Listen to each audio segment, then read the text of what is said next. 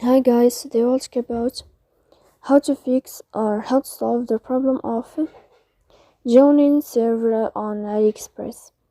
To know how to fix or how to solve joining server on AliExpress, you should just go to settings.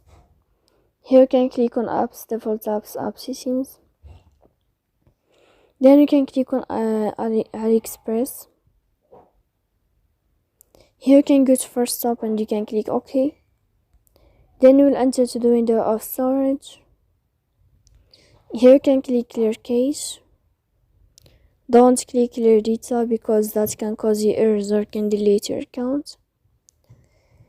In the end, you can turn off your phone and you can wait a moment to turn on your phone again. If it's not working with you, then you can go to Play Store to update your app. So please don't forget to support us by like and subscribe. See you next time in another video.